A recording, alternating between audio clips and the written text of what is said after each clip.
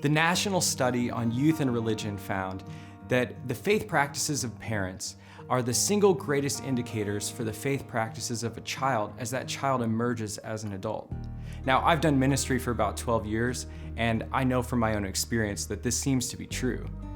But researchers have actually dug even deeper, and what they've found as they've drilled down into the research is that the faith practices of a dad actually carry even more significance. Why is this? Well, sociologists and psychologists have found that when it comes to understanding how to live life, children generally take their cues from parents differently. With regard to organizing their home life, children draw wisdom from mom. But when it comes to understanding how to engage the world outside of the home, children tend to look to dad. So whether or not dad engaged the world with faith makes a huge difference as to whether or not a child will engage the world with faith. So when a kid leaves home, when a child leaves the nest and begins to fly on his or her own, they're going to take their cues from dad. Was faith involved in his engagement with the world or not? That sets the tone for the child. For Catholic parents, all of this should be ennobling and convicting, but it's also challenging. At least it is for me. I've been doing ministry for over a decade. I even have a PhD in theology, but when I go home to my children, I find myself sometimes at a loss for words, perhaps more often than I wish to admit. So we could ask this question, why is St. Gertrude's launching this family faith program? Is it just in response to all of this data?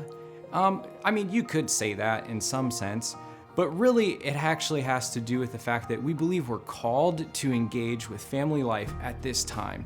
We see what's happened with this pandemic as actually an opportunity more than a challenge. Why is that? Because it seems like God's providence is at play. Life has become more distant and isolated for people on many levels, but He actually seems to be drawing families together. It's almost as if the Lord is allowing families to have a bit of a reset. At St. Gertrude's, we want to meet families right in this moment of the reset, right as the Lord seems to be drawing families together. I saw this years ago when I was at the parish as the youth minister, a real need to engage the whole family. I know Brian and Megan have seen it too, and we want to respond to that. So what is this family faith program? How is it going to work? We're going to study the Bible in a way that's accessible to children, but also engaging for adults. We're going to get our hands on various activities and cultivate discussions in a way that will lead parents to share their lives with their children, but won't put parents on the spot.